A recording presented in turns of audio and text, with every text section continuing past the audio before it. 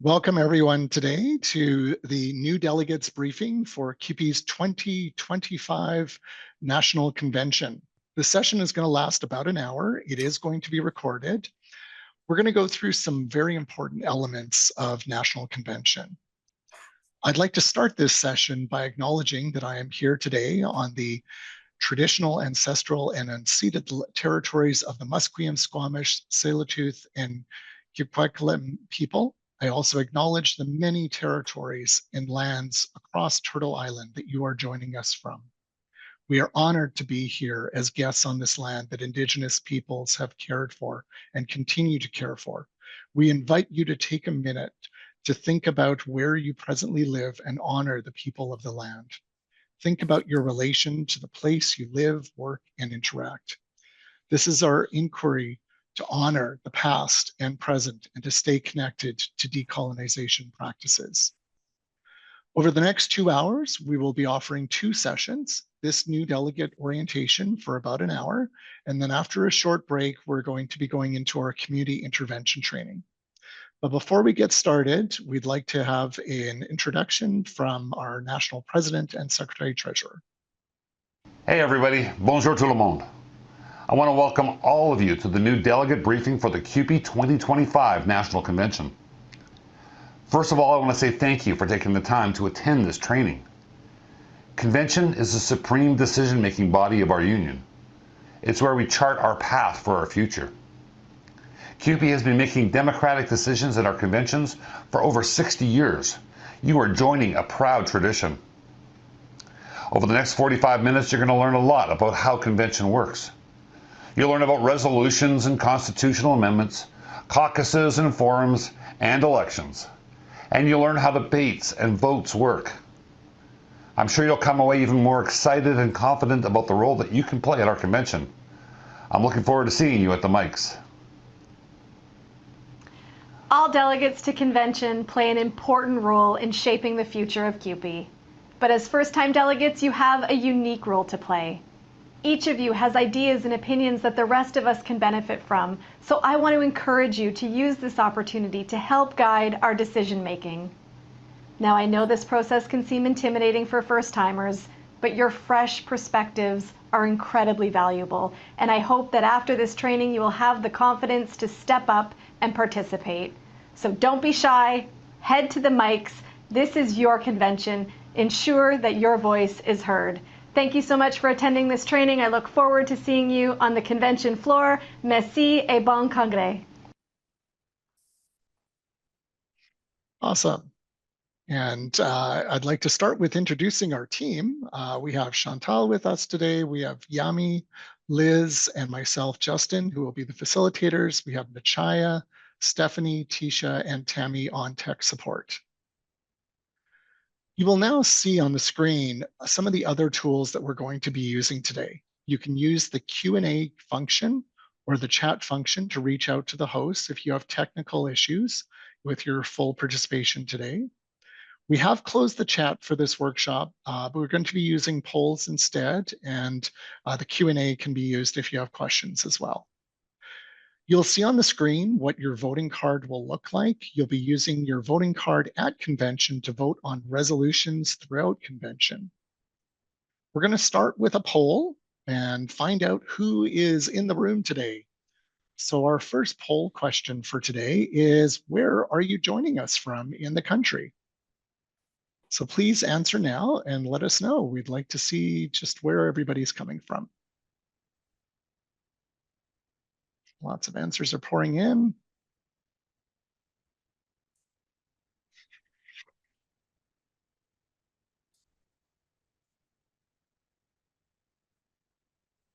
Just another minute. And I think we can end the poll. Oh, one more. Here we go.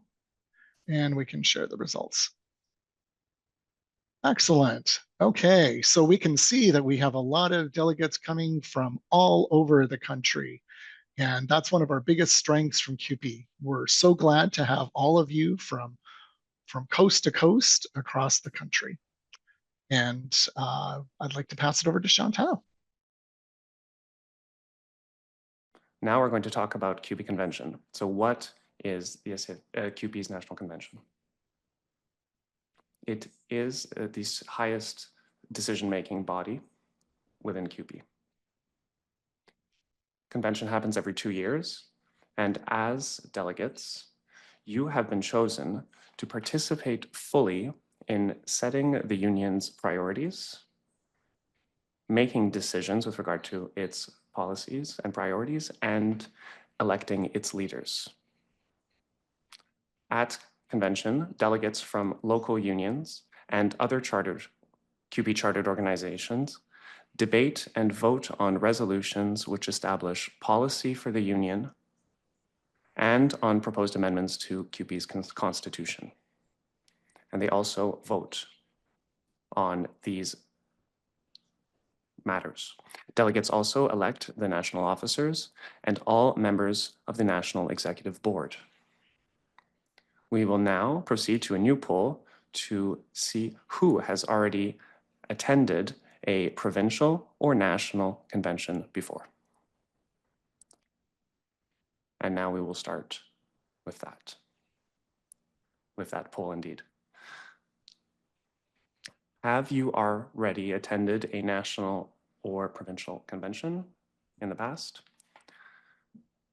Please answer now.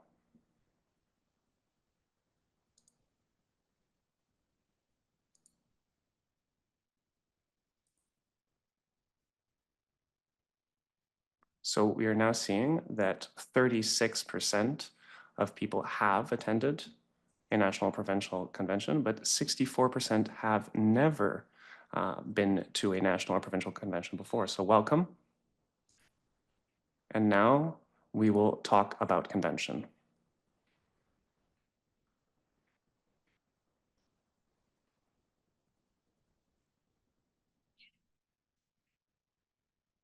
At CUPE National Convention, delegates debate and vote on two key types of proposals.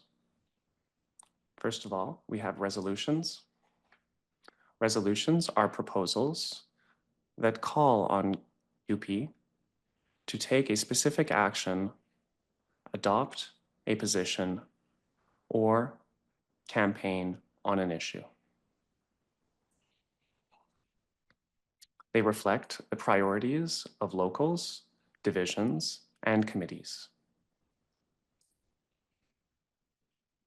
Examples include calls for public healthcare advocacy, improved member education, or climate action.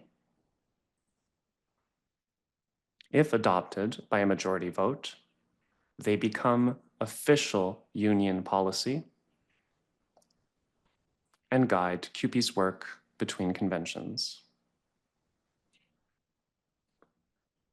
Now we're going to insert a link into the chat that will link directly to CUPE Constitution. Because the next type of proposal is constitutional amendments. Constitutional amendments are proposals to change CUPE's national constitution, namely the foundational rules that govern our union. Amendments may address CUPE's structure, the rules that govern convention, and the rules that govern locals. To amend CUPE's national constitution, you need a 2/3 majority vote. And like that would make it so the resolutions are adopted. Most of what happens on the floor of convention are debates and votes on resolutions and constitutional amendments. We'll start another poll now. We'd like to know if your local has submitted a resolution or a constitutional amendment. Let's bring the poll up onto the screen, please.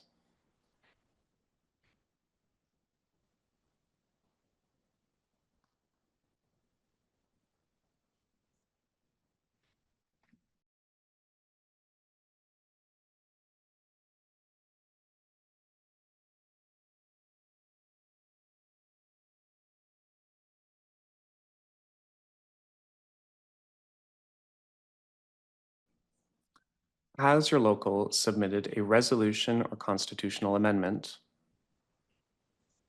I believe that all the answers are now in, so we're going to share the results now. 20% have answered yes, 39% no, and 41% I don't know. So there have been many resolutions that have been submitted in a short period of time. CUPE Convention receives many resolutions and constitutional amendments. In fact, far more resolutions and constitutional amendments than can realistically be debated in 1 week. So to manage this, 2 major committees that are the Resolutions Committee and the Constitutional Amendments Committee review all submissions and will then recommend which ones will be brought to the floor, in what order, and on which days they will be debated. As a result, not every resolution or amendment will be discussed or voted on.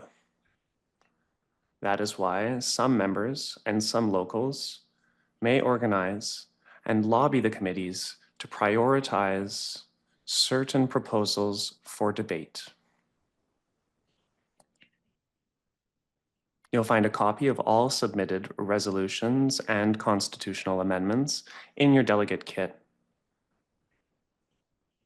This will allow you to follow along, track what's being debated, and speak up if you so choose. Now we're going to talk about how resolutions work. So I'll hand the floor back to my colleague, Justin. Yeah, let's look at how resolutions at convention work. First, a resolution or constitutional amendment will be moved and seconded by the relevant committee. Then it's going to be time for debate. And as a delegate, you can speak to it either in support or being opposed to it. So once the chair reads a resolution, they open the floor for debate, and you'll see 2 microphones on the floor, multiple microphones, but they're going to be marked either pro or con. If you want to speak in favor of the motion, go to one of the mics that's marked pro. If you're speaking against the resolution, then you'd go to the con mic. When it's your turn, start by saying, my name is Justin, and I'm a delegate from local 1234. And you could also add your pronouns. My pronouns are he, him, and then clearly state your position. You can speak for or against a resolution when you go up. You can also make a motion, and we'll talk about those motions in a little bit. Keep your comments always respectful, and remember, every delegate has 3 minutes to speak. You don't have to use all 3 of them, though. Once debate is done, then the chair is going to take a vote. And if you're a credentialed delegate, you get to vote. Every delegate gets 1 vote, and you'll have full voting rights if you're registered and credentialed. Alternates do not have voting rights. Voting is usually done either by raising a voting card or which you'll be asked to raise when voting using that, or you'll be using your electronic voting devices. When a resolution is put to the vote, the chair is going to ask all those in favor. If you're in favor, you put your card up. All those opposed, then you put your card up. And if a majority of the delegates vote in favor, that's more than half, then the resolution is adopted. For constitutional amendments, as mentioned earlier, a 2/3 vote is required to adopt them. And that's how resolutions and constitutional amendments work. So now we're going to try it out, and you'll get to see it in action. So I'm going to act as the chair, and we're going to have a resolution. So the next resolution on the floor is, can we have next resolution, please? Our next resolution is CUPE National will adopt the chocolate chip cookie as the official cookie of CUPE. And normally we only read out what the resolution is. The becauses you can read for yourself. That's what's submitted by that committee. We are now going to open this. It has been moved and seconded by the Resolutions Committee. We are now going to open this resolution for debate. I see we have a speaker at the pro mic. Please go ahead, delegate. Hello, my name is Chantal Bourgeois, local 1234. I will be speaking for the resolution, pro resolution. I'm speaking for the resolution because there are scientific studies that prove that chocolate chip cookies are the most popular cookies out there. In addition,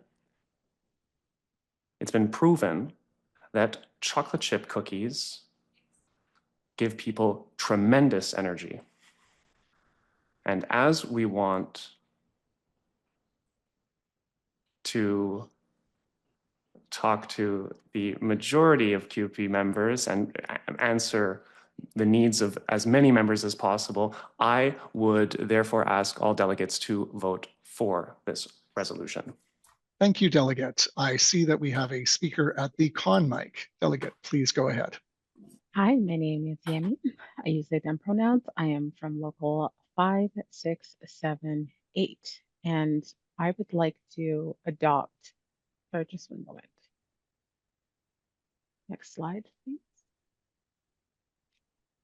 You are speaking against this Yeah, resolution? I'm speaking against it, right.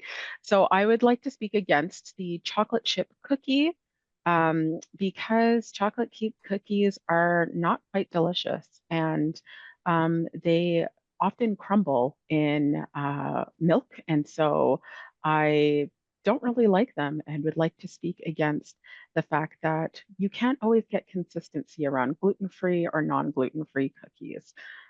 And so that is why I would like to speak against it. Thank you, Delegate. I see we have a lot of people lined up at the mic. I'm going to go to the next microphone, microphone 3. Delegate, please go ahead. Hi, my name is Liz Carlisle. I'm with CUPE Local 1281. I use she and they pronouns. I'd like to call the question to end debate. Thank you. Okay. We're going to talk more about this in a minute, but it's been moved to end debate. Is there a seconder? I see a second. It's been moved and seconded to end debate. So now we are going to vote. And in this seminar, we're going to use a poll. So please vote in favor or against if you wish to end debate on this very important resolution regarding chocolate chip cookies. See lots of votes coming in. Just like in convention, a lot of excitement around the voting. And I think we have some results. I think we can end the poll and share the results. We have a majority in favor. The motion carries. We are going to end debate, unfortunately, on this very important resolution, but we're going to go to a vote now, and we're going to vote on whether CUPE National will adopt the chocolate chip cookie as the official cookie of CUPE. Let's put this poll up once again. Lots of voting coming in. Please vote on this very important resolution. Oh, I think it might have closed too quickly. Let's relaunch. There we go. Okay, there you go. You have it in front of you. Please vote on this resolution.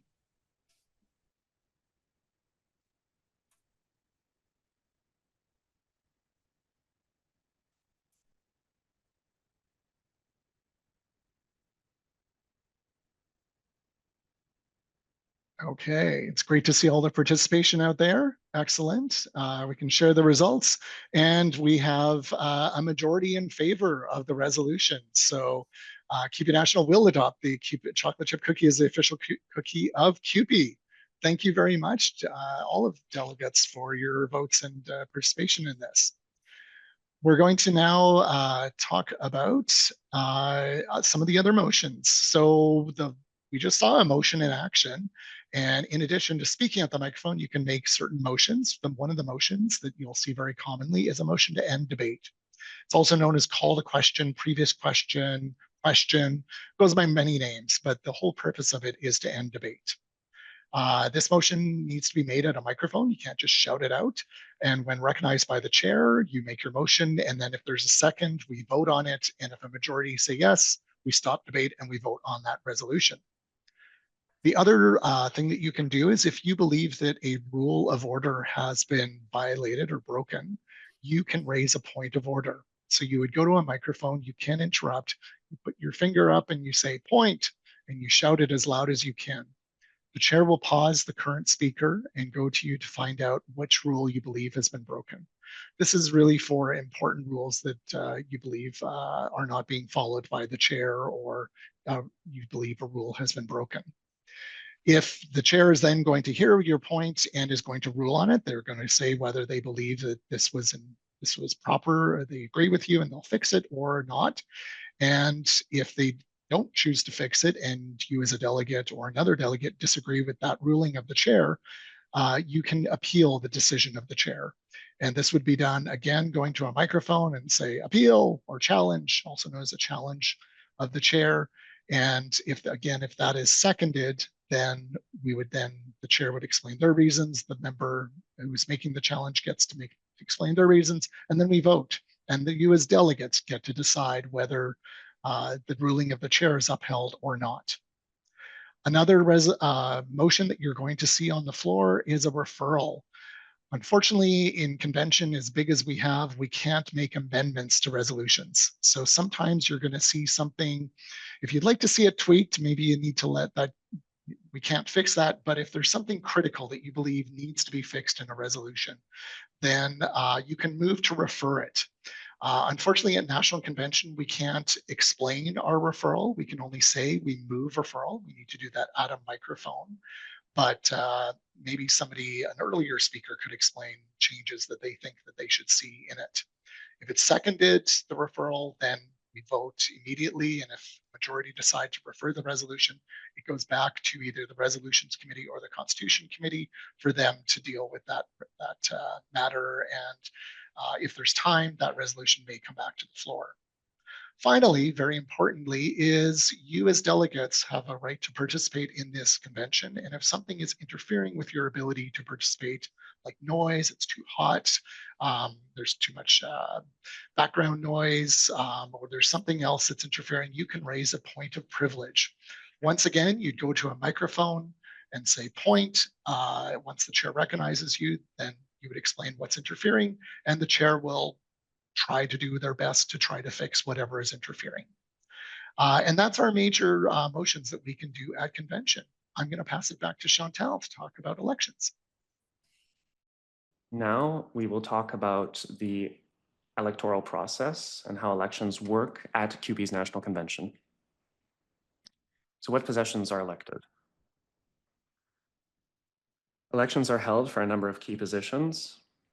So these are national officers, one president, and one secretary treasurer, as well as the national trustees. These are elected on the floor of convention by all credentialed delegates. Other positions, like the general vice presidents, the regional vice presidents, and diversity vice presidents, are elected within their caucuses. You can find the specific times and locations for each election in the convention program. Let's talk about acclamation versus election. If only one person is nominated for a position, they are then acclaimed. That means that no vote is needed and they are automatically elected. If more than one person is running, we go to a vote.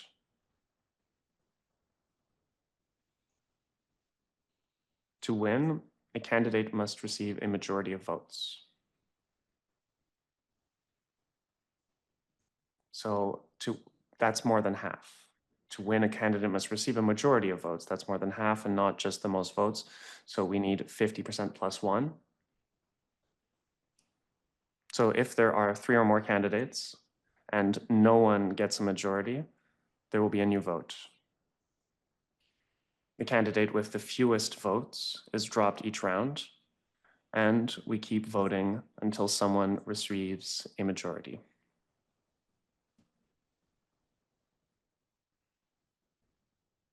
CUPE elections typically use electronic voting, but This process may be completed using paper ballots. If we're using paper ballots, please listen closely to the chair. They'll tell you which ballot number to use for that vote.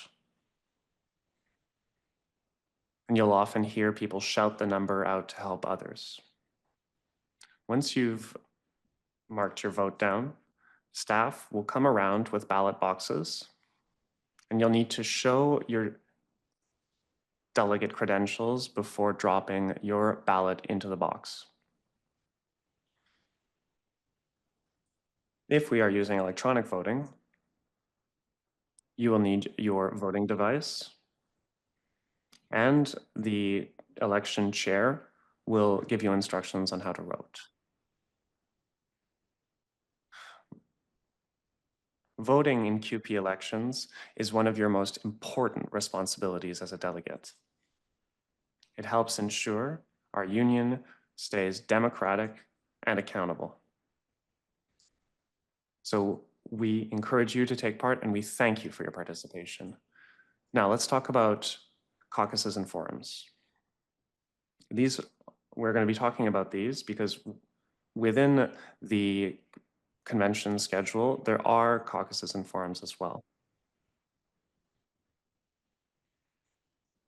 Caucuses first. So caucuses are meetings for specific groups of members to come together and talk about issues that affect them directly.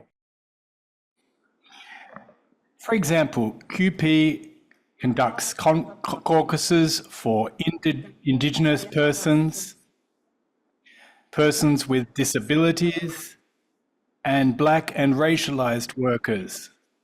For example, these caucuses are open to all individuals who identify as members of those groups. It's a safe space that is conducive to sharing lived experiences, to discussing strategy and tactics, and talk about common priorities. There are some caucuses that play an important role in the election of diversity vice presidents, for example, such as the Indigenous Workers Caucus, as well as the Black and Racialized Persons Caucus. So if you want to vote in one of those elections, you have to enroll in advance at the registration room for the convention. There's also regional caucuses. For example, the Saskatchewan caucus that is open to all delegates from that region. It's a tremendous place to coordinate strategy, talk shop, talk tactics, and get support for the resolution voting process. Now, forums. That's a tad different. Forums are open to all members, regardless of their identity or their region. They focus on issues and key campaigns that QP is working on. For example, this year we have 4 fora. There's the Human Rights Forum, Global Justice Forum, Pension Forum, and Health and Safety Forum in the workplace. Now, these forums are excellent opportunities to learn more, to listen to speakers, to ask questions, and to build relationships with other delegates who are like-minded. And all the information about the schedule, time, location of the caucuses and forum are in your convention kits. So make sure you look at the schedule and plan out your time and attend those caucuses and forums that are important to you. These gatherings are an important part of our convention. That's where we see solidarity grow, and we see that we build momentum. Now, as far as solidarity is concerned, there are opportunities to network as well as social activities.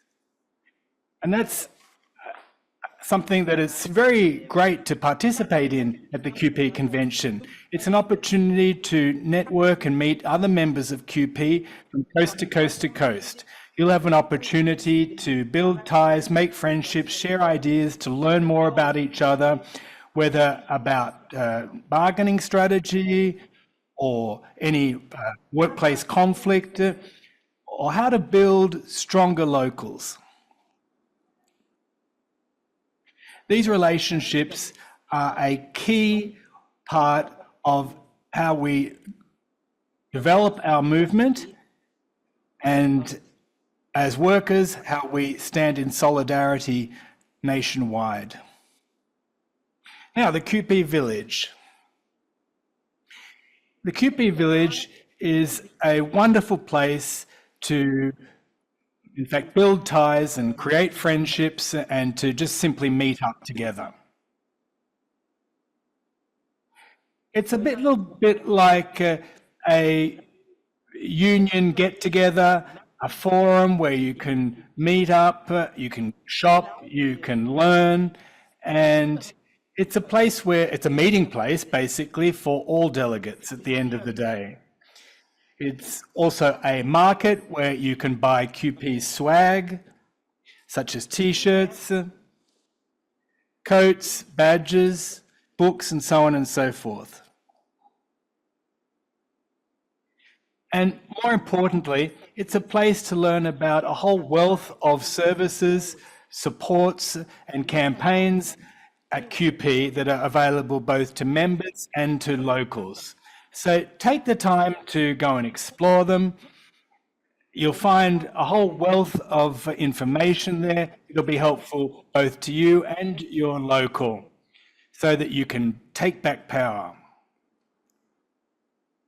Now, included in the convention are social activities. There's a reception for delegates on Sunday evening. There's also a convention social activity on Tuesday evening.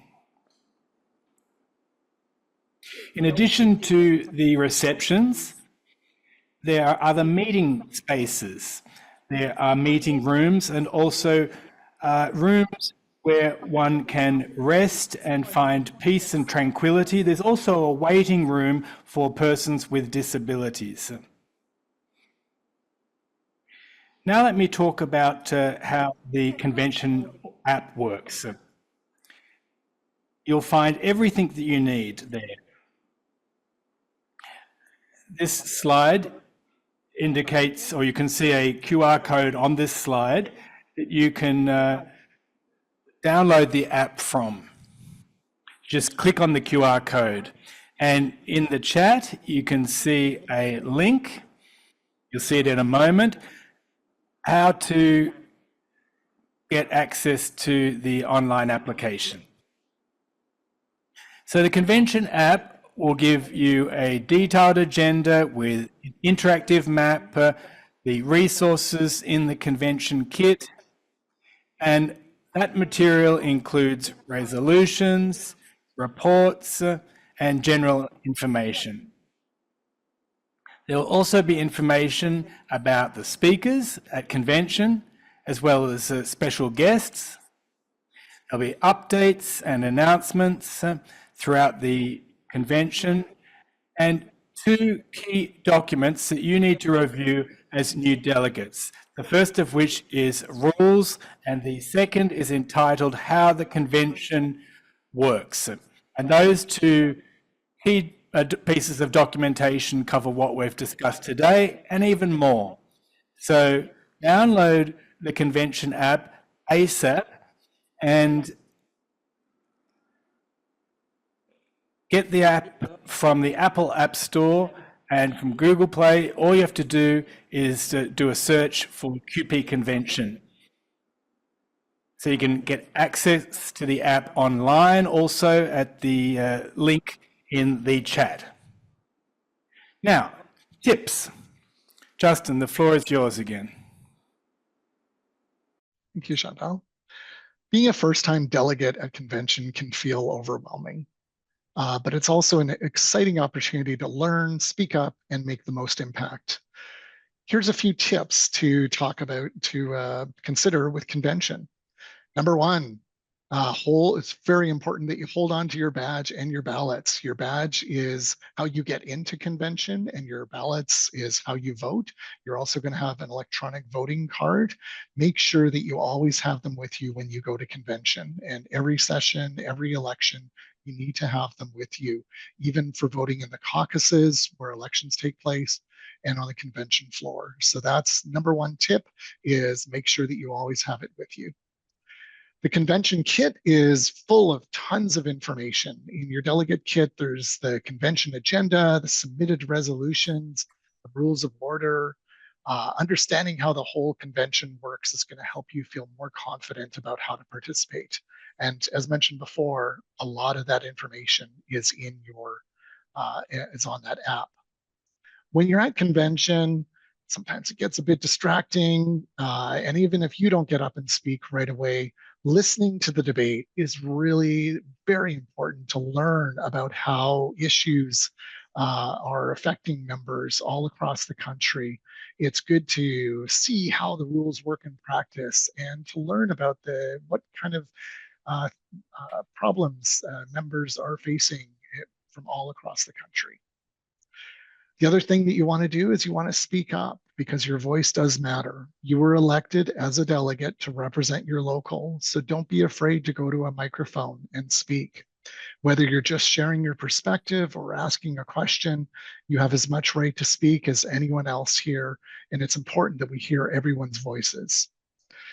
Also very important is take advantage of your breaks, your meals, events like the caucuses and forums that we just heard about, the CUPE Village, to meet others. The relationships that you make often lead to long-term solidarity and support between locals, and you can make lifelong friends. Uh, Finally, take notes on the key decisions. You are a representative of your local that's been sent out to this convention, so you need to report back to them.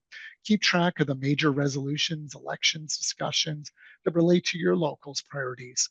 When you return, you'll be able to provide a clear report and share what you've learned so that all of your local can gain from your participation in convention. Remember that everyone in this room had a first convention once. You belong here, ask questions, get involved, and help shape the future of CUPE. I think that's it then. So we're going to thank you all for attending, and please stay for the community intervention training. Thank you so much for your time so far, and we'll see you in a little while. Excellent. Fabulous. All right. So my name is Yami. I use they, them pronouns. And we are going to be talking about community interventions. This is a bilingual session, and community interventions is looking at how to address harassment in the union space as well as at convention. Some parts of the session will be delivered in English and others will be delivered in French. Before I continue, I'll just mention that my name is Liz. I use she, they pronouns, and I'm happy to be here today with you. So the equality statement is read at every union event. What can we do to uphold it when we think we may be observing harm or other behavior that undermines the equality statement? That's what the next half hour or so is all about. We're not trying to pretend that we can solve every problem that CUPE has ever had in 30 minutes. Instead, our goal is to learn concrete skills to recognize harassment and support members who might be experiencing harassment in our union spaces. If you already feel confident speaking up when you see something wrong, we encourage you to keep doing that. If you are someone who recognizes harassing behavior but aren't quite sure what to do about it, we're going to give you some tools that could help. If harassment is something you haven't really thought about before, we're going to help you recognize it. When we have wrapped up, you should know how to spot harassing behavior, and we hope you will feel more confident intervening to stop it. I'll pass it back to Yemi now. Thanks so much, Liz. So we're going to start off with a poll to find out if you feel like you can recognize harassing behavior.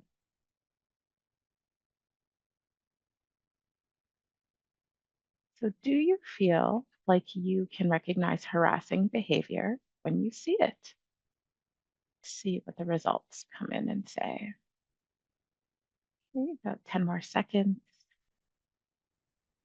Okay, So 72% of you answered most of the time, 21% said sometimes, and 9% said always. Thank you. So let's talk about what harassment is. Harassment is offensive words and or behavior that a person would consider unwelcome. There are three elements to this definition that we will be going through. Behavior is harassment if the target would consider this behavior offensive and unwelcome, and a reasonable person would anticipate this response. So now Chantal is going to start us off with the first element of harassment. Merci, Yami. The first element of harassment is what the impact is versus the intention. So, what does that mean? What counts is the impact that the words or the actions have on the individual, regardless of what the intention was behind the behavior or the conduct. If the effects of the words or the action might appear healthy, even though the intention wasn't to do so, their reaction may be shaped by their context and past experiences. But if it's hurtful, it doesn't matter what the intention was. For example, if someone tells a homophobic joke, regardless of what the intention was behind that joke, even if they were just trying to be funny, what counts is the impact that that behavior has had on the individual targeted and not the intention of the harasser. That has a negative impact and it constitutes harassment. So it's the impact of the joke that counts and not the intention of the joke teller. Now, if is one incident enough for the conduct to be deemed harassment, or does there need to be a whole series of incidents, an isolated or a repeated incident? We often consider harassment as a repeated conduct. One single serious incident can be considered harassment if there is a sustained harmful effect on the person targeted. What counts is the effect, the ramifications, not the intention or the frequency. So, oftentimes, we consider harassment as repeated behavior, but one serious incident is enough to be considered harassment if the harmful effect is long-lasting on the targeted person. Once again, what counts is the effects, not the intention behind the conduct, nor the frequency of the harassment itself. Now let's talk about I'll hand the floor over to Yamikani for the third element. Merci, Chantal. The third element is the word reasonable. Behavior is harassment when a person targeted finds it offensive or harmful. The reaction may be shaped by their context and past experiences. A reasonable person would expect this response. So someone can't just say, I didn't know that it was a racist joke or a sexist comment was offensive. We are expected to know racist or sexist behaviors are unacceptable. We must refrain from this behavior, but more importantly, QP members are expected to be open to learning and changing that behavior. Members need to be willing to become aware of biases that may interfere with recognizing that their behavior could constitute harassment. So let's talk more about where these biases may come from. So here we have a slide on the wheel of intersectionality, which has also been dropped into the chat. So harassment is an exercise of power on one person over another. It could also include communities and must be seen in the context of lived experiences of power and discrimination. People who have not experienced certain forms of discrimination may have a more difficult time recognizing it as such. The more privileges we have, the harder it may be to recognizing harassing behaviors or experiences. As you can see in this wheel of intersectionality, and intersectionality is a term that was coined by Kimberly Crenshaw, a Black feminist legal scholar of critical race theory, who talked about the different ways our identities are shaped based on race, class, gender, social status, education, plus. This wheel shows how some aspects of lived experiences can deepen the impact of harassing behavior based on power and privilege. We do not have the time to explore all the elements of this wheel in the short training, but it is important for all of us to know that we have different privileges and biases that may lead us to miss or wrongly assess what is occurring. We have put a link in the chat so you can download the wheel and take a closer look. You can also take a picture of the QR code. So now let's talk about consent. What is consent exactly? Consent is about feeling safe because you know that consent has to be given before anyone engages in any specific behavior. The sense of safety comes from the fact that our consent will be respected if that consent is withdrawn. For example, consent is an agreement to engage in an activity. It happens when you ask or give permission to do something.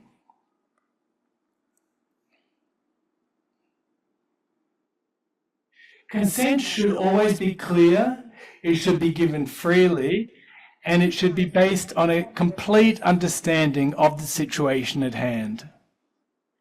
Consent cannot be assumed.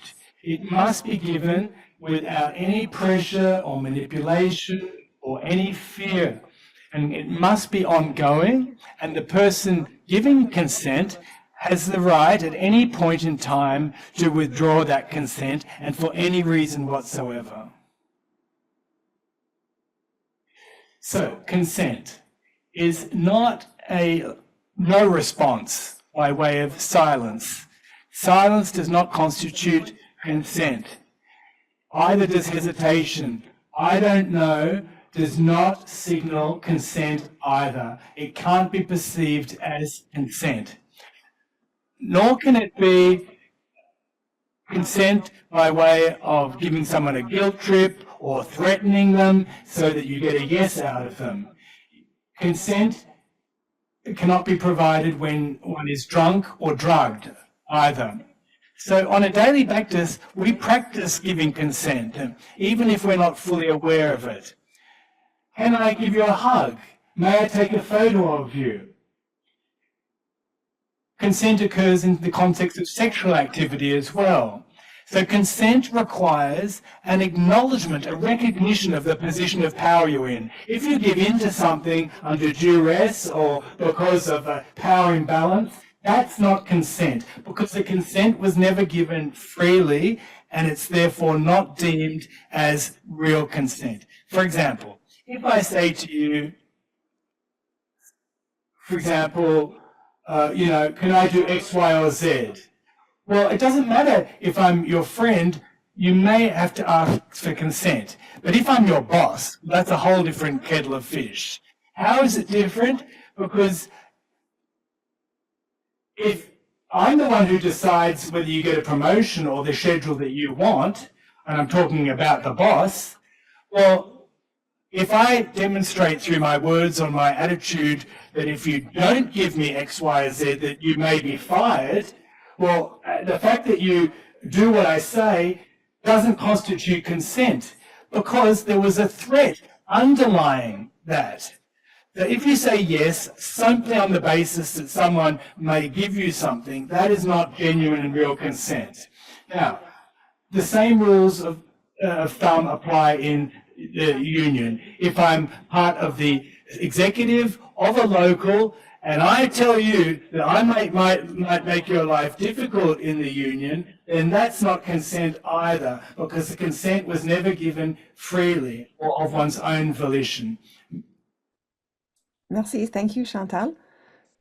As trade unionists, we might be more comfortable talking about harassment in a work setting. We understand that it is the employer's responsibility to ensure a harassment-free workplace. We have laws and collective agreements that lay out rules and responsibilities. But what does it mean to talk about harassment in a union setting? We'd like to take a minute to add in the chat what you think. We'd like you to take a minute to add in the chat what you think about the following question. What unique challenges come up when trying to name or report harassment within a union, especially when it involves fellow members or leaders? So what unique challenges come up when trying to name or report harassment within a union, especially when it involves other members or leadership of the union? Please share your thoughts. There are no right answers, and we'll give you a moment to think about and share with the host. Just a reminder that when you share in the chat, it goes to us as hosts. Thank you.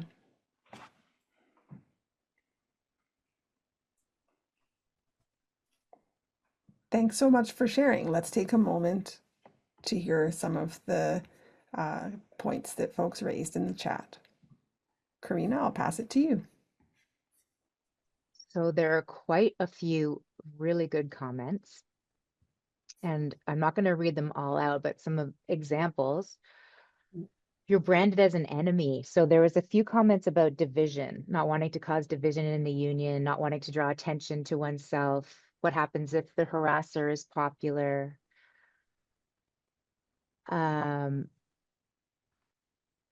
There's also if the person you report to is involved in the harassing, this could have an impact on your life in the union. That you'll be labeled a problem. Proving the pattern of behavior. I don't really understand that one. Sometimes it's hard to prove, and so people don't come right. forward. So you're going to be asked to defend yourself and prove provide evidence.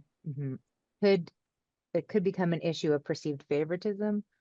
Members are not willing to be named, and there could be consequences of retaliation by a person in authority. If it's the management's favorite person, you're automatically labeled hard to get along with, and issues are downplayed. So there's risk involved in speaking up.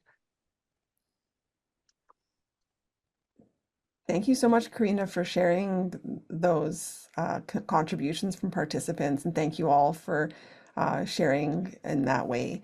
As folks have mentioned, harassment divides us.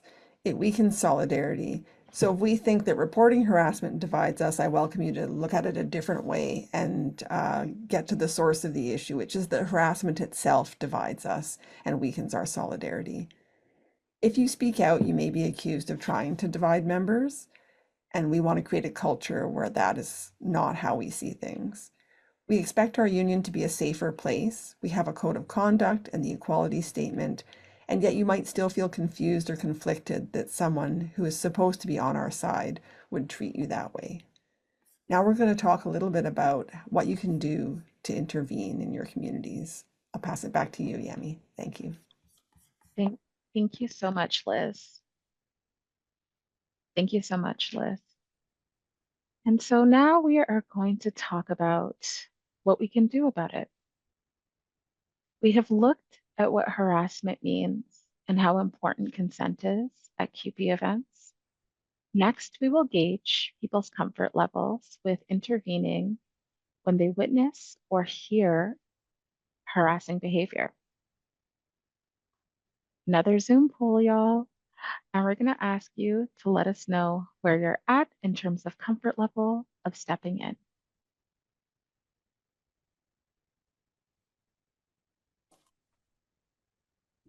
Okay, another 5 seconds or so.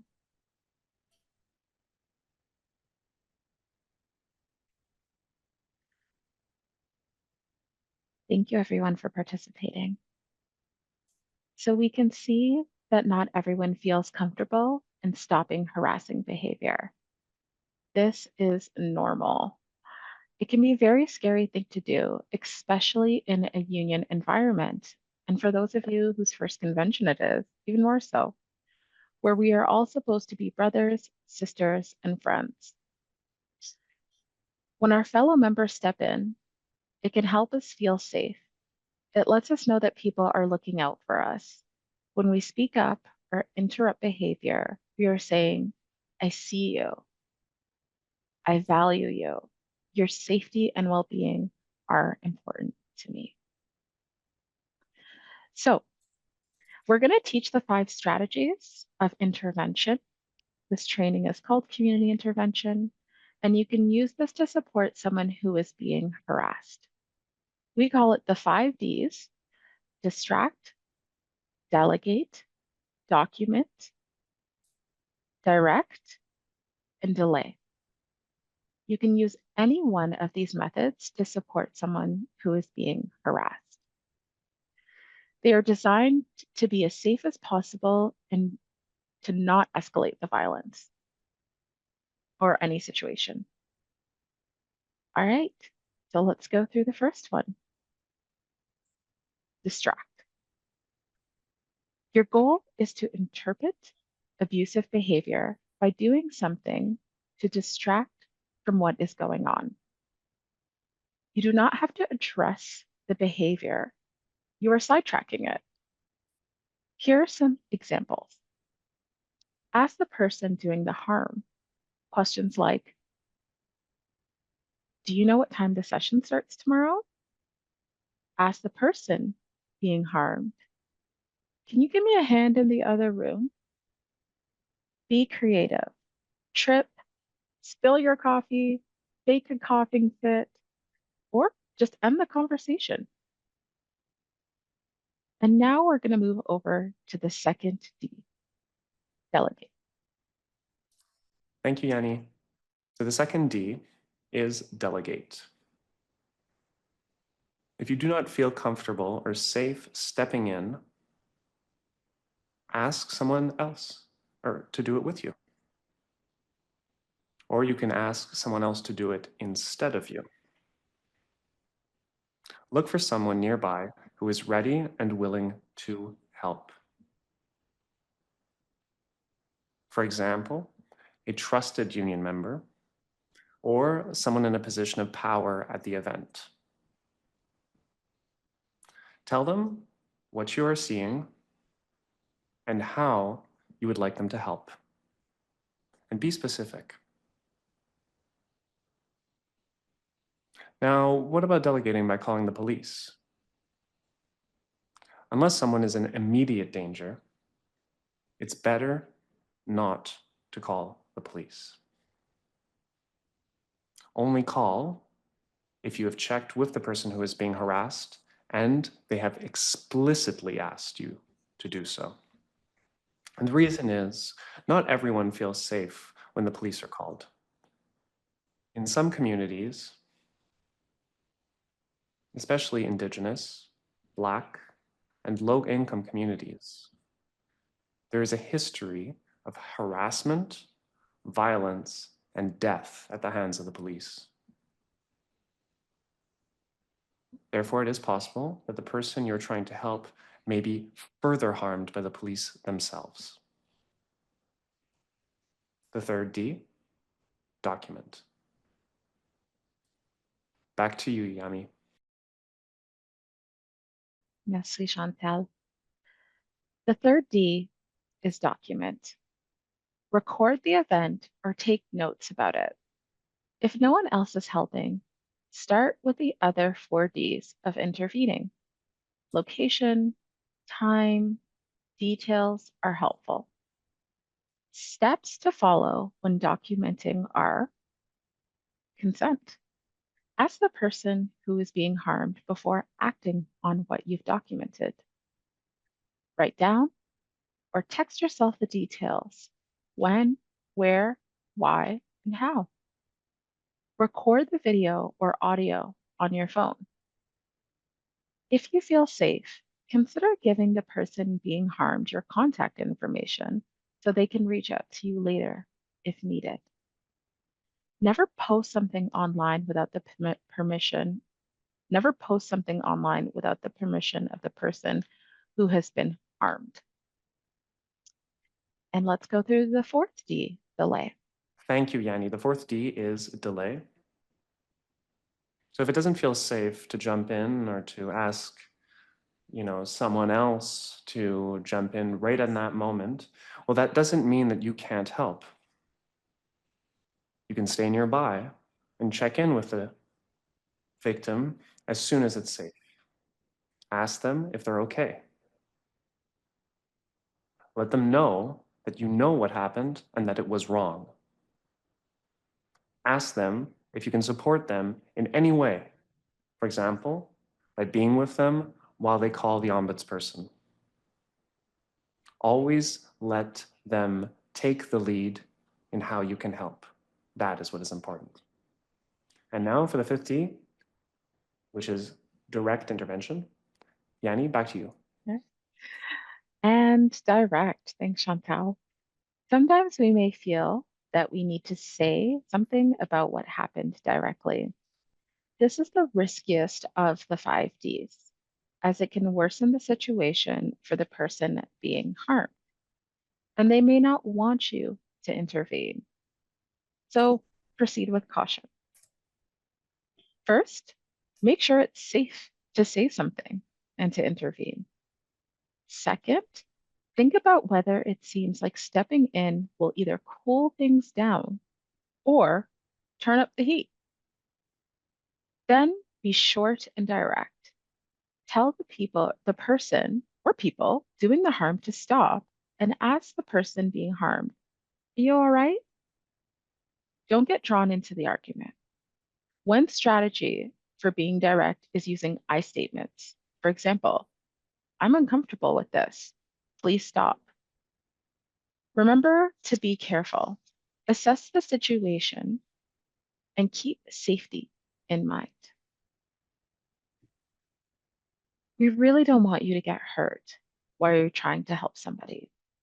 Always try to find a way to help resolve the situation in a way that doesn't put you or anyone else in harm's way. Distracting is the safest of the 5 Ds. Remember, it is not your job to educate in this moment. The well-being of the person you believe is targeted is what is most important. Thank you, Chantal and Yemi. And thank you all for your participation in this session.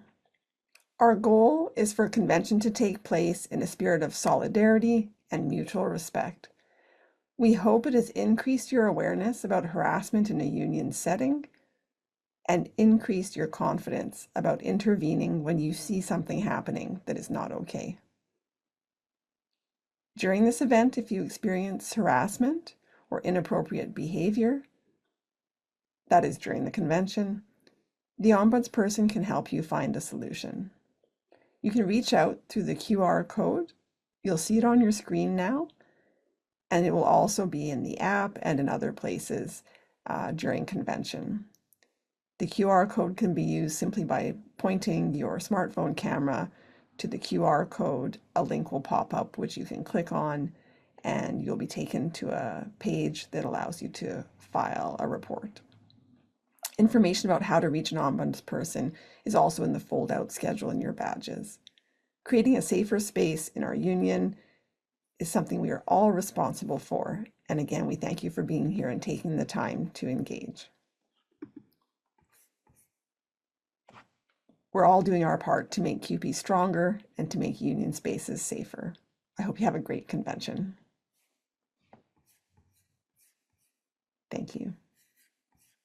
I just wanted to clarify that the QR code will be active during convention hours, but up until then, if you click on the QR code, you will find a screen that tells you that it's not active at the moment. Okay, thank you so much, everybody, and wishing you all a great rest of your day. Thank you for sitting through this presentation. As you see here on the slide deck, that from Lyra Evans, who is a school board trustee here on unceded, unsurrendered Algonquin Anishinaabe territory, also known as Ottawa. Getting people engaged, it will be hard. Everyone wants to be focused on their lives and their families, but if you're unwilling to do something that's inconvenient for you, then your morals are a matter of convenience, not of principle. So thank you again for joining us and wishing you all a wonderful rest of your day. Take care. Bye. Merci pour votre présence en ce beau samedi après-midi ou matin. Bonne journée.